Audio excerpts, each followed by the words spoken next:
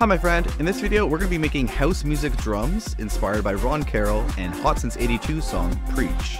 And we're going to find out if we can do this in under 45 minutes by using the 80-20 rule of house music drums. What you're listening to right now is the song that we'll be working on.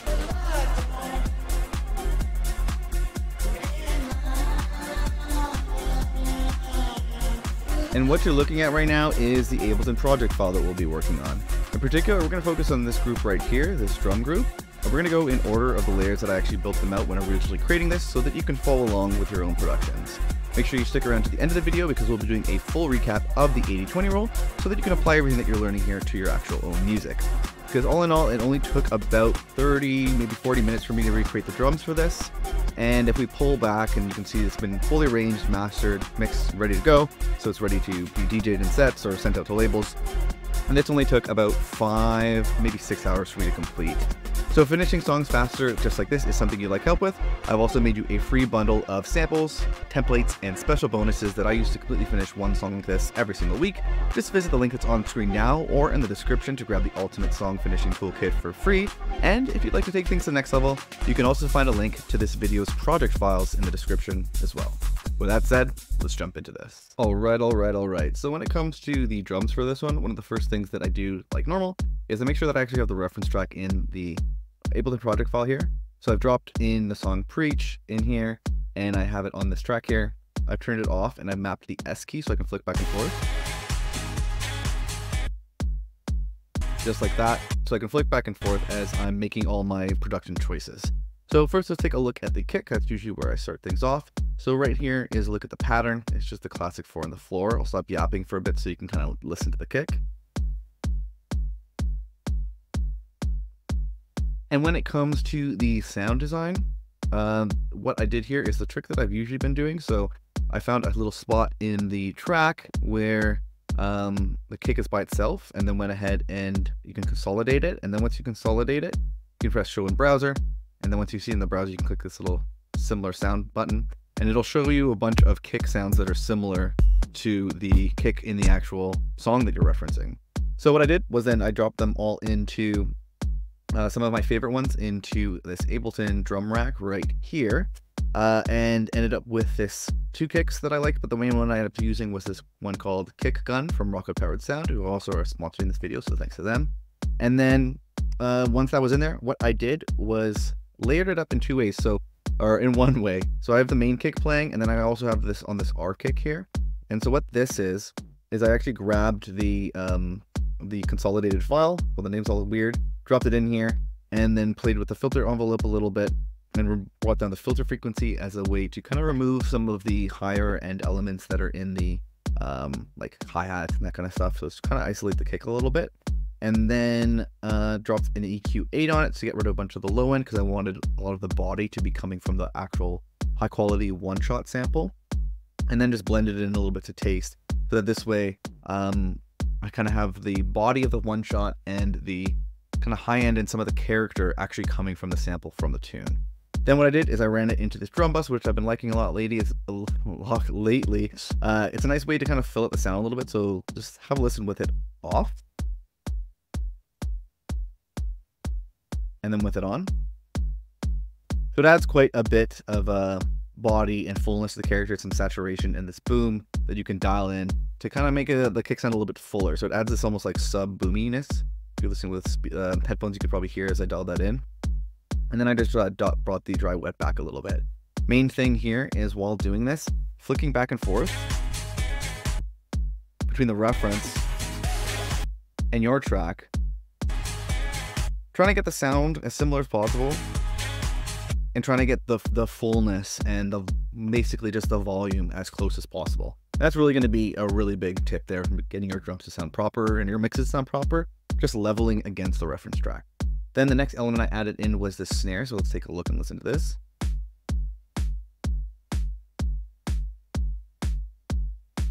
And so for this, it's the classic like on the 2 and the 4 of the beat. And I have layered in 2 different snares here. Basically did the same thing that I normally do. I didn't do the sound similar Finder thing. I just have this drum rack where I saved a bunch of drum sounds that I like, snare sounds, into this drum rack, and then just kind of flicked back and forth using the selector or simply just going into the clip and just grabbing them and moving them up and down like this until it sounded similar, kind of similar vibe basically, and similar sound. Then the next thing after that is, like I mentioned earlier, is getting the sound, like the volume correct. So if we have a listen, try to really listen to the snare.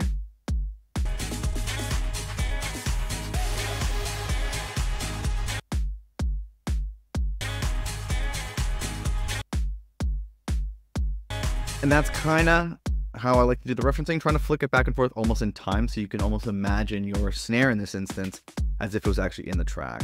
Other than that, any other processing, nothing much, just getting a little bit of the lows for both of them, and then adding a little bit of the Ableton saturation to fill out the sound a little bit, have a little bit of extra grit. And then one thing that I did add, there's these almost little bit of drum fills here, so it's just every couple of bars there's like almost a little fill, and then there's this like larger fill that happens like this. And so the way that I did that was just kind of flicking back and forth to the reference. Let's get that back here. That little snare kind of fill, which sometimes in this track it's really loose, so I didn't go for it that loose.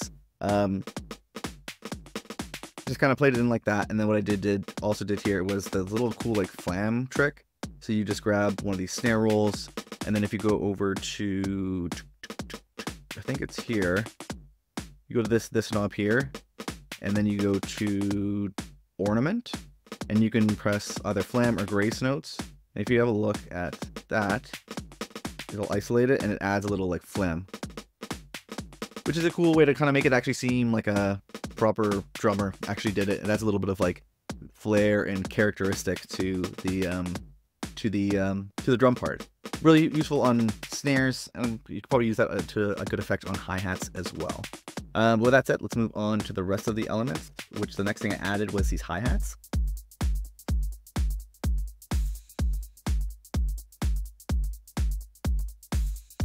And this, what you want to listen to is like the faster sounding hi-hats in the track.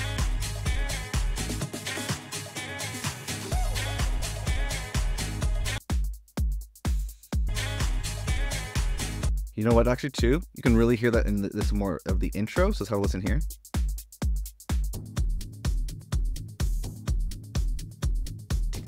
The fast ones.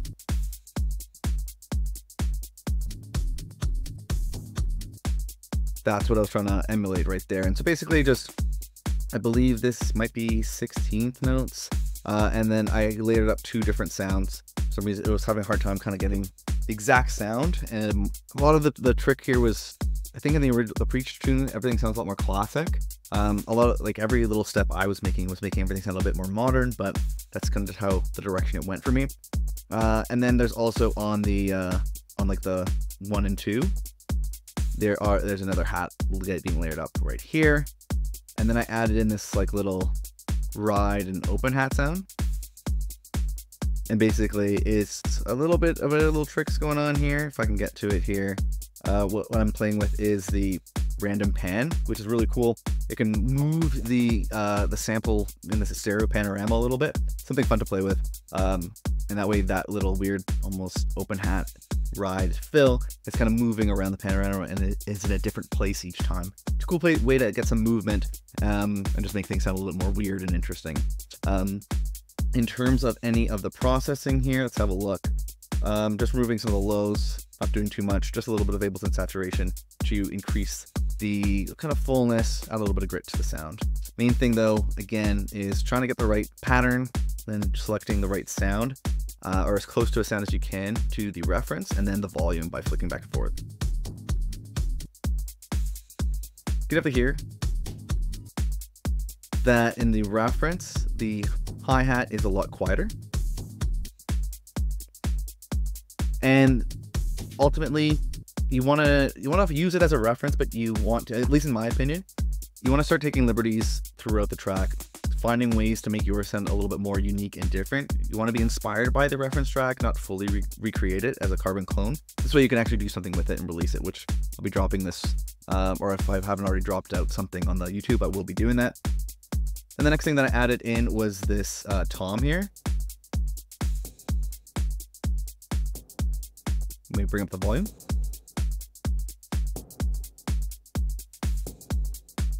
And then let's go back to the reference. Can you hear it? Very, very quiet.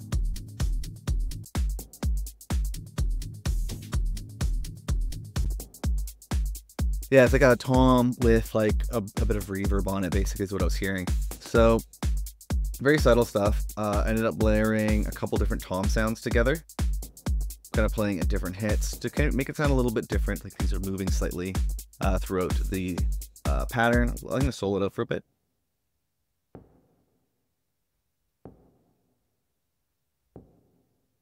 So just add some like small little bits of kind of movement. It's a pretty subtle layer, so I didn't spend too much time on it.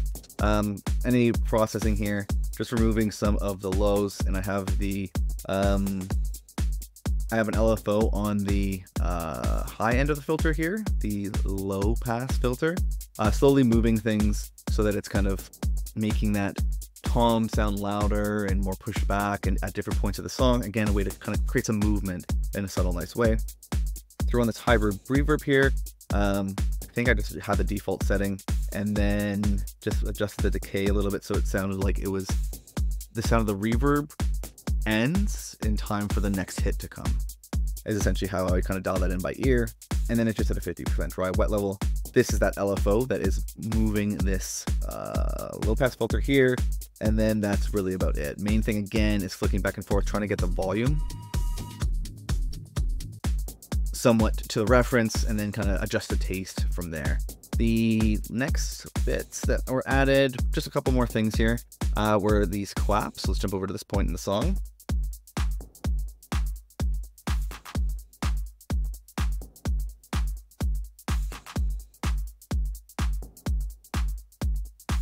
And these are playing at the same time as the snares on the 2 and the 4, but there's just a little fill at the end.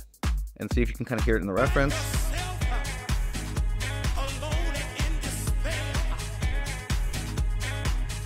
Kind of hear it in the back there. It's a lot quieter in the reference track. I had it that quiet at one point, but then as I was building up the track and starting to add in like the bass and all the melodic elements and having my song start to shape into its own thing, I wanted it louder and a little bit more kind of gelling with the snare more, kind of working together, making that like hit come out a little bit more.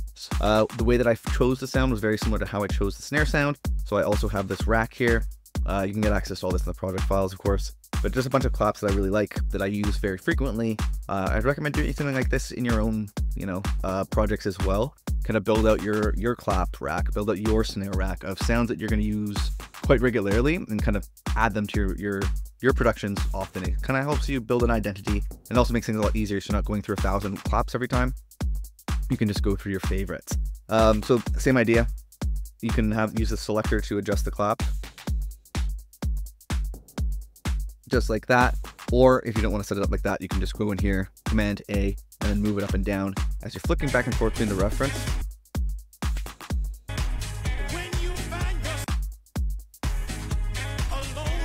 Just like that. Trying to get the right sound, and then once you have the right sound, the main thing you want to do is get the right volume, because other than that, not a big fan of too much processing. There's a little bit going on here, so we'll explain it.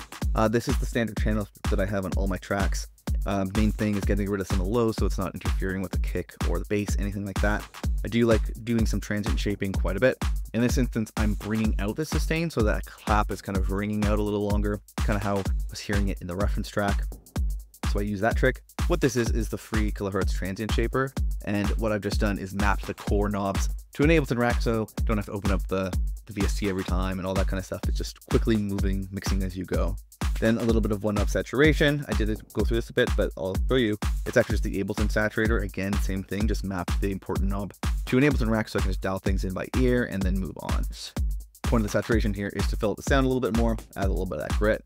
And then the last two more elements is this next one is this open hi-hat.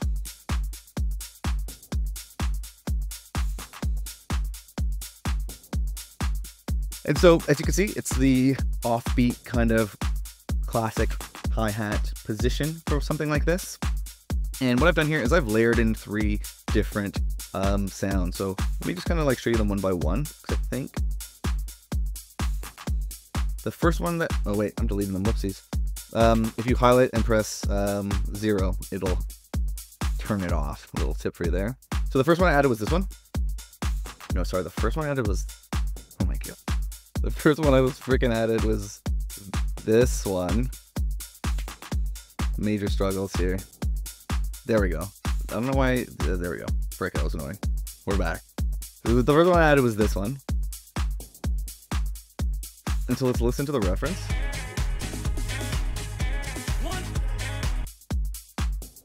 Very different, a lot more modern. I kind of liked how this sample sounds like it's like very stereo. Maybe almost there's like two hats, or there's just like a Haas effect or some kind of stereo imaging sound. I just liked how it sounded and let the track kind of push me away from the reference a little bit, which is why that I ended up adding this next element. Which this one, if we solo it out and switch back, it's closer, right? A little closer. And then so I also added this one right here, which is a little like shaker sound, very subtle. And then let's play them all together. So a bit of a different sound, a little bit more modern, kind of starting to take in my own direction here. In terms of the volume, try to get it similar.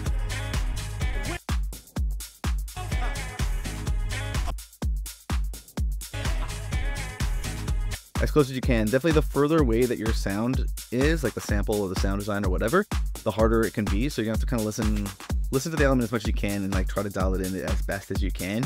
Again, it's a reference, so it doesn't have to be perfect, but that's the idea there. In terms of any processing, it's going to be standard channel strip stuff.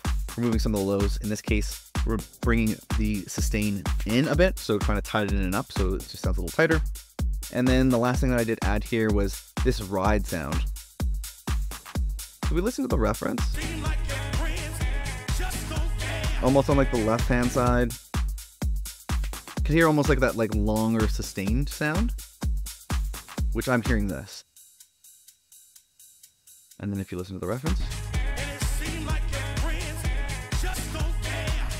to me, I feel like I could hear the ride overlaid there. So I have this like this loop, this something I got from like a sample pack or something, some rides here, and then it's already playing the pattern, but it is playing that offbeat exactly like this. If you were to program it in, it'd be like this on the offbeats, just like that. And then in terms of any processing, removing a bunch of the lows, tightening things up by bringing the sustain in a little bit of this one knob sidechain that I use a lot in the other tracks, which is just a Ableton shaper going in this like a full tool shape to a quarter note, which is what a kick drum is usually playing, and then it's just ducking down a utility and a gain. So this way you don't have to use like a compressor or anything weird to get like the nice sidechain effect, which is nice for making room for the kick and also giving that kind of dancey pumping sound. You can dial it in real quick just using your ears and then moving on. I'm not joining that call, so we'll kill that. But actually I think that's perfect because that is a good look at the drums here. Definitely a little bit more, I would say it moved into more of a modern drum take area, whereas the original is definitely a lot more like classic house. It sounds like it's using really older samples. It has like that vintage sound to it. I ended up taking things in a bit more of a modern direction that was inspired by the classic sound. But with that said, let's do a recap of the 80-20 rule. But before we do that, I also want to mention that this video is sponsored by our good friends over at Rocket Powered Sound. They hooked us up with the kick drum that you're hearing right here, which is one of the most fundamental parts of a track. If you have a good kick drum, then everything else is going to sound really good, especially if you have really good drum samples, everything's going to sound professional. So if you want to check it out, it's from their Ultimate Sample Pack, which is a sample pack filled with over 1,000 iconic and usable sounds. And you can actually get it for 30% off if you visit the link that's on the description. Visit the link that's on screen now, or the link in the description, as well as the code that's on screen now or in the description, Ultimate Best Friends. So thank you again to Rocket Powered Sound for hooking up the channel here and the community, because you can also grab these in the project files if you download them as well. But with that said, let's jump into the 80-20 rule for this one. Hi, my friend, Matt from Best Friends Club here. And if you've been paying attention, then you probably figured out what the 80-20 rule is when it comes to building out your drums. The goal here is to get 80% of the results with only 20% of the time, energy, or effort. And because the first key to the 80-20 rule for drums is to use a reference track, we're making sure that we're effortlessly hitting 80% of a very professional sounding track. In particular, we focus on nailing the pattern, sound selection, and the volume compared to the reference track so that we keep things fast and focused as we're building out our drums. The second key of the 80-20 rule here is to mix as you go in an extremely streamlined way by only focusing on the volume as well as a simple repeatable channel strip for each track that we're adding to our drums. The third and final key is to repurpose your old project files and to build up a suite of powerful templates, Ableton racks, and one-knob effects that you've personalized and curated over time. If you'd like to get a head start by downloading all the racks, templates, and all the files that you've seen me use in the Ableton project file for this video, or if you'd just like to take a closer look at any of the techniques or tracks you saw me work on in this video at your own pace, you can find a link to this video's project files on screen now and at the second link that's in the YouTube description. I'm recreating a different song from the Beatport top charts every single week and making the project files available to anyone who wants them. You'll also get access to a private Discord where you can ask me and the community questions, as well as share tracks for feedback. If you or your music are not quite ready for a shot in the arm like that, I've also made you a completely free bundle of templates, samples, and special bonuses that have helped me figure out how to completely finish one new song each and every single week. And you can grab that free Ultimate Song Finishing Toolkit by visiting the first link that's in the YouTube description here. However, if you just feel like staying on YouTube for now, that's totally fine. Save that link for later and check out this playlist of videos where I remake drums from other songs from the Beatport top charts. Or if you want to take what you've learned in this video to the next level, definitely check out this video right here.